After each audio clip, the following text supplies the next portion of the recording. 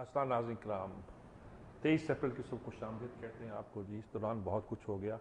त्यारों के हादसे हुए, वो तो हुए ही, बहुत से लोगों के प्यारे उनसे छीन गए, लेकिन इससे अलावा भी एक यौम इकबाल भी गुजर गया। यौम इकबाल हकीमुल उम्मत का यौम वफ़ात है। और जब हमने तहकीक की, एक साल हमें ख्याल आया, हमारी हुकूमत को ख्याल आया, उस वक्त भुट्टो साहब का ज़माना था कि पाकिस्तान में भी 100 साल हो गए हैं अल्लामा इकबाल की पैदाइश को, इकबाल सदी मनाई जाए। शायद इंडिया ने ऐलान कर दिया था 73 में। जब तो हमने ये एक कमेटी बनाई जिसने तहकीक करके बताया कि अल्लामा इकबाल की पैदाइश का दिन वो नहीं है जो 12 मई जहाँ कुछ कहा जाता है, और सन जो बताया जाता है वो नहीं है, बल्कि 2 साल बाद का दिन और 9 नवंबर तय किया गया। उस दिन के बाद से हम 9 नवंबर को यौम इकबाल के तौर पर मनाते हैं।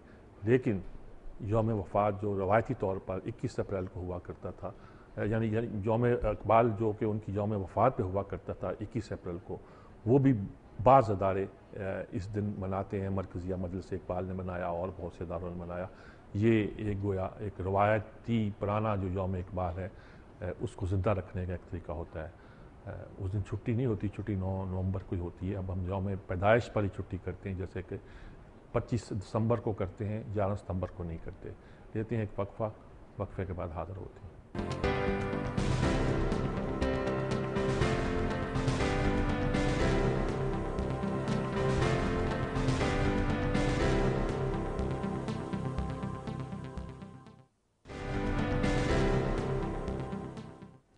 जी नाज़रीन कराम, खबरें तो वही हैं जी। सबसे बड़ी खबर तो वो तैयारे की थी। तैयारा का हादसा, भोजा एलान का तैयारा जो कराची से उड़ा और इस्लामाबाद पहुंचने से पहले ही इस्लामाबाद के करीब ही वो गिर गया। हादसे की वजह तो हम बयान कर देंगे, लेकिन उसी दिन बहुत सी बातें जो थी अखबारात में और मीडिया ने तो शाया कर दी थी। एक तो यही कि ये भोजा एयरलाइन जो है, ये 10 साल तक इसका लाइसेंस जो है मुअत्तल रहा, सस्पेंड रहा। उसके बाद इसको अचानक इजाज़त दी गई, और ये भी कहा गया कि ये सियासी तौर पर इजाज़त दी गई है और इसके और मकासद नज़र नहीं आते। उस तैयारे की तारीख भी बयान की गई जो 27 साल से ज़्यादा पुराना था। कहाँ से आया, कहाँ से नहीं आया, जनूबी अफ्रीका में था, वहाँ से उड़ा के शारजा एविएशन ने कोई है उसकी मलकियत था, वहाँ से ख़रीदा गया। अब वो बताया जाता जी उसने रूटीन की परवाज़ें की थी, वहाँ से उड़ के वहाँ आया था, इंजीनियर साथ थे, वहाँ से उड़ के फिर पाकिस्तान आया, सारा अमला साथ। ये उसकी पहली परवाज़ थी जी। और अब पायलट के लाइसेंस के बारे में भी बहुत सी बातें आ रही हैं। किस्सा मुख्तसर ये है जी कि सिविल एविएशन की कारकर्दगी जो है ना, उस पर एक सवालिया निशान बन गया है। और उसके अगले दिन कल ही एक दूसरा वाक़या हो गया है।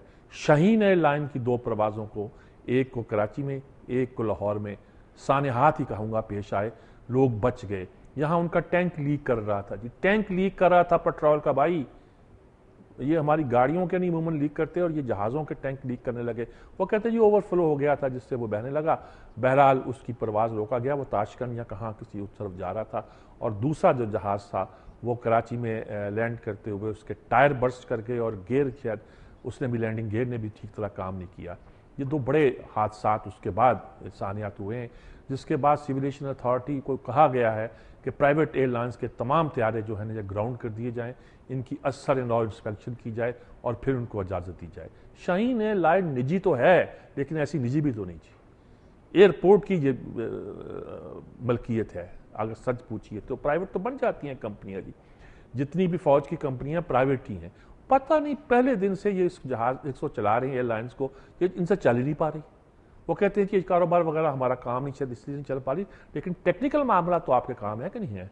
आपका इस्तेहकाक हमेशा बना रहता है कि आपके बंदे को लगाया जाए वहाँ PIA का सरबराह, और लगते भी रहे हैं और बड़े अच्छे भी रहे हैं, नूर खां भी रहे हैं, असर खां भी रहे हैं, उसके बाद भी रहे हैं, दूसरे लोग भी रहे हैं जी। यानी ये नहीं है कि सिर्फ यही लोग रहे हैं। वो जमाल साहब क्या नाम था उनका, वो थे, सलीम साहब थे, ये पाकिस्तान PIA के पायलट नंबर 1 और पायलट नंबर 2 थे, वो भी रहे हैं। और लेकिन ये है कि अब उनका अपनी ये एक अगर ऑर्गेनाइजेशन है, लोग उस पर एतबार करते हैं। उसका ये हाल है कि टैंक लीक कर रहा है, और उसका ये हाल है कि उसका टायर फट रहा है। और भाई जब ये वाक़या हो गया था, सानिया हो गया, तो उस दिन तो अक्ल कर लेते। खैर भोजा एयरलाइन के तैयारे पर अब ये है। दूसरी स्टोरीज आ रही हैं जी, वो एक हवा चलती है जो ऊपर से आती है, उसकी स्पीड यूँ होती है, वो यूँ फैलती है, जहाज़ उसकी जद में आए तो बचता नहीं है जी। तो ये क्या भाई, और ये एयर ब्लू के साथ भी एक ऐसा ही वाक़या हुआ था। उस वक्त तो बड़ी बड़ी अफवाहें उड़ाई, किसी ने कहा जी कोई جو سفارت خانے کچھ ہیں، جو مشہور سفارت خانے ہوتے ہیں، ان کے جاسوسی کے آلات بھی ہیں، وہ بھی بہت سی چیزوں کو دیکھتے ہیں، وہ بھی کرتے ہیں. شاید اس نے انٹرفیئر کر دیا اس کے سسٹم کے ساتھ اور اس سے پرابلم پیدا ہوا.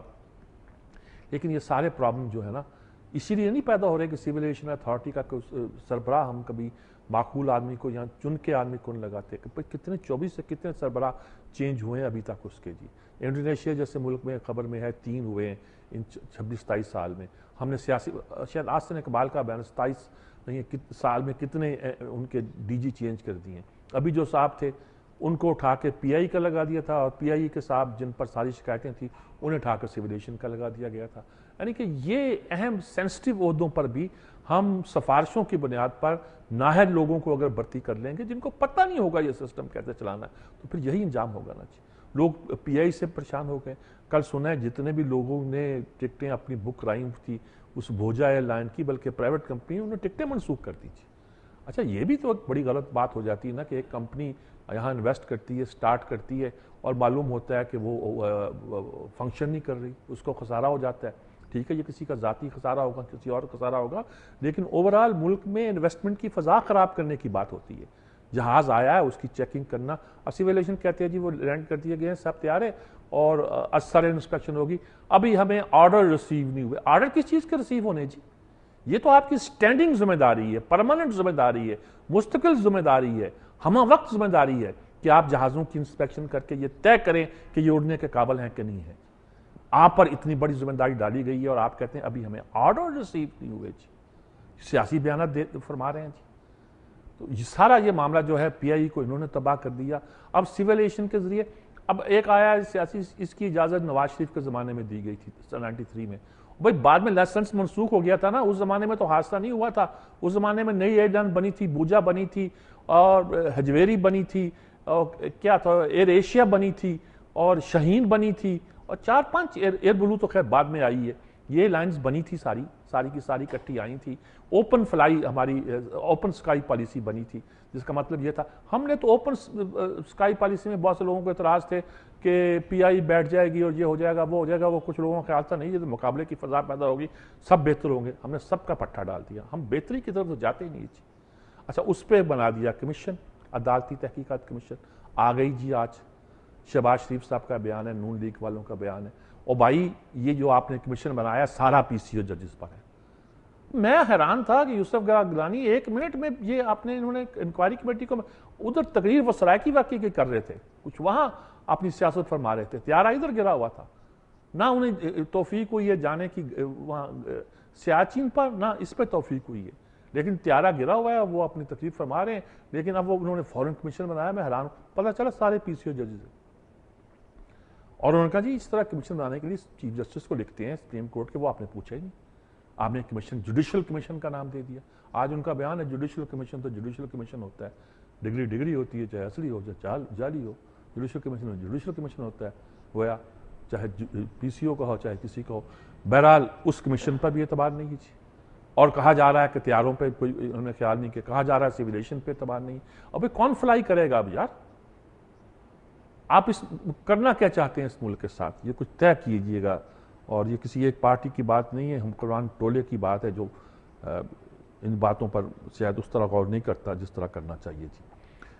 یہ تو نقشہ ہے جی جو سب سے بڑی خبر تھی اسی بنیاد پر جی, اور اسی کا یہ قصہ ہے جس پہ ہم کہہ سکتے ہیں کہ خاصی ملک میں ایک طرح کی افسوس بھی ہے, دکھ بھی ہے. ایک جوڑے کی تصویر آتی ہے, ابھی 9 بہارتا جوڑا اپنے ہنی مون پہ گیا تھا اور پھر انہوں نے دنیا دیکھنی نصیب نہیں ہوئی. سب سے پہلے جی بعد میں جو لاشیں آئیں ان میں کراچی میں ان کی لاشیں پہنچی ہیں, کیا خاندانوں پہ بیتی ہوگی. خیر سبھی المناک حادثات ہیں, جن کی موت واقعہ ہوئی اس کے پیچھے کوئی نہ کوئی انسانی پہلو تو موجود ہے جی, اور ان کو بیان کیا جاتا ہے اور بیان تو کرنا چاہیے. لیکن کیا ہم لیتے ہیں جی, اسے عبرت لیتے ہیں, کچھ سبق سیکھتے ہیں, کچھ کرتے ہیں کہ نہیں کرتے. اچھا ادھر سیاچین میں ہمارے جوان دبے ہوئے ہیں برف کے تودوں کے نیچے, کوشش کی جا رہی ہے کہ ان کو وہاں سے نکالا جائے. کہتے ہیں کہ آئندہ 24-48 گھنٹے تک شاید ہم ان تک پہنچ پائیں. ان کی کچھ چیزیں مل گئی ہیں جی شاید 50-60 کچھ 100-200 کلومیٹر دور ہیں. آپ ہم سمجھ نہیں سکتے. میں نے پچھلے دنوں یہاں مستنصر سے تاڑک کا دیکھا تھا کہ وہ تو علاقوں میں جاتے رہے ہیں سیاحت کے لیے, بہت گھومتے ہیں. کہ انہوں نے ایک سیاح کی بھی بات لکھی تھی جن سے وہ ملے تھے کہ کس طرح ایک سائبان جو برسوں سے یا صدیوں سے لٹکا ہوا تھا برف کا، وہ اس دن گرا اور وہ اس کے نیچے یعنی کہ جس پر چڑھائی کر رہے تھے وہ نہیں سہار سکا اور ختم ہو گیا۔ اس طرح یہ طوفان بھی آیا اور ہمارے لوگوں کو لے کے سیاست میں ایک نئی بحث شروع ہو گئی، سیاچن گلیشیئر پر بھی گفتگو شروع ہو گئی۔ مگر مجھے بھی کہا انڈیا کے ایک چینل نے کہ بھئی آپ کو جہاں بٹھانا ہے کچھ دلی سے لوگ ہوں گے، اس مسئلے پر ذرا گفتگو کر کے دیکھتے ہیں کہ کیسے کی جائے، کیوں کر کی جائے اور کیا بات بنائی جائے۔ پتہ نہیں پھر بعد میں کیا ہوا، کچھ مصروفیت میں نے شو کی، کچھ بات انہوں نے بھی سوچا ہوگا کہ جس سے جان ہی چھوٹے تو بہتر ہے، پتہ نہیں کیا کہہ دے کیا نہ کہہ دے۔ بہرحال یہ ساری ایک نئی ڈیبیٹ اس مسئلے سے پیدا ہوئی ہے کہ سیاچین میں فوجیں رکھنے کا فائدہ پہنچتا کس کو ہے۔ ضیاء الحق نے ایک فقرہ کہا تھا جس پہ ہم لوگ مذاق اڑاتے تھے، مذاق کیا ہم غصے میں آتے تھے، اس نے کہہ دیا تھا یہاں تو گھاس بھی نہیں اگتی۔ بس اس نے کہا تھا یہاں ہماری حکمت عملی یہی تھی کوئی جنگ تھوڑی کرنی ہے، یہ انڈیا کو بلیڈ کرنا ہے۔ ہمارے 5 ارب خرچ ہوتے ہیں تو ان کے 25 ارب خرچ ہوتے ہیں، اور وہ ان کی اکانومی پہ بھی اثر پڑتا ہے، ان کی ہر چیز پہ اثر پڑتا ہے۔ بات تو یہ درست ہے، لیکن اس کو کیسے دیکھا جائے۔ اس عرصے میں جی عمران خان کا جلسہ بھی ہوا ہے وہاں کوئٹے میں، اور برف بھی تھی، کچھ اور بھی تھا، جلسہ بڑا کر دیا انہوں نے، خاصا بڑا جلسہ۔ اب آ رہا جی 15,000 تھا، کسی نے کہا جی 50,000 تھا، کسی نے کہا کچھ نہیں تھا، کسی نے کہا، اس نے کہا بھی یہ زرداری اور نواز شریف کر کے دکھائیں، پھر دیکھتا ہوں میں کیسا ہوتا ہے۔ اور یہ بھی انہوں نے فرمایا سیاسی کہ کرپشن کی وجہ سے ان لوگوں نے جو ہے وہ ملک کا تباہ کر دیا ہے، جب تک یہ ہیں تب تک ملک جو ہے نا صحیح رستے پر نہیں چل سکتا جی۔ ان کے ہوتے ہوئے حالات ملک کے بہتر نہیں ہو سکتے اور معاملات جو ہیں ٹھیک نہیں ہوتے۔ انہوں نے کہا جی جرنیل جو ہیں یہ نون لیگ بھی بنا سکتے ہیں، آئی جی اے بھی بنا سکتے ہیں، لیکن عوام کو کسی کے پیچھے نہیں لا سکتے۔ گویا یہ جو لوگ میرے پیچھے آئے ہوئے ہیں یہ عوام کے زور سے آئے ہوئے ہیں۔ یہی خبریں ہیں جی۔ اور ایک نقشہ چھپا ہے وہاں جو پڑھایا جا رہا ہے، اس میں پہلی بار یہ ہوا ہے کہ یہ کشمیر کے علاقے کو آزاد کشمیر دکھایا گیا ہے اور ناردرن ایریا دکھایا گیا ہے، غلطی سے چھپ گیا ہے، کیا ہو گیا ہے، اور یعنی وہ سارا ورنہ سارے کشمیر کو ڈسپیوٹڈ ٹیریٹری دکھاتے ہیں، اب انہوں نے ڈسپیوٹڈ ٹیریٹری دکھانے کی بجائے دکھایا ہے۔ وہ کہتے ہیں وہاں پڑھایا بھی جا رہا ہے اور وہ لوگ جو ہیں اس پہ حیران بھی ہیں یہ کیسے چھپ گیا ہے، چھپا ہے جی۔ آخری خبر میں بتانا چاہتا ہوں کہ فرانس کے الیکشن کی، وہاں الیکشن ہو رہے ہیں اور سرکوزی صدر ہے نا جی، تو ہالینڈ اس کے مقابلے میں ایک صاحب ہیں، ہالینڈ کیا آخری تو ساکت ہوتی ہے، وہ الیکشن لڑ رہے ہیں اور وہ جیت رہے ہیں جی، 28 سے 30% شاید ووٹ لے لیے، اور یہ کوئی 27.5% تک پہنچے ہیں۔ اور الیکشن سروے بھی یہ بتاتے ہیں، اور بھی کینڈیڈیٹ ہیں، انتہا کینڈیڈیٹ، ایک نے کوئی 20% کے قریب ووٹ لے لیے ہیں، ڈیپین کیا نام ہے اس کا، وہ ہارڈ ایکسٹریم رائٹسٹ ہے، ایکسٹریم لیفٹسٹ بھی لڑ رہے ہیں وہاں۔ کہہ رہے ہیں جی جو جمع تفریق کر کے اندازہ لگاتے ہیں لوگ، وہ کہتے ہیں جی 54% ووٹ لے کر یہ ہالینڈ جیت جائے گا اور سرکوزی 46% ووٹ لیں گے۔ اگر اتنا فرق ہوگا تو یہ تو بہت بڑا فرق ہوگا جی۔ بہرحال اب دوسرا راؤنڈ تو مئی کے پہلے ہفتے میں ہوگا جی، 6 مئی کو شاید دیکھیں، اس کا بھی انتظار رہے گا کیا اسے صورت بنتی ہے، کیا نقشہ بنتا ہے جی۔ لیتے ہیں جی ایک وقفہ، وقفے کے بعد حاضر ہوتے ہیں جی۔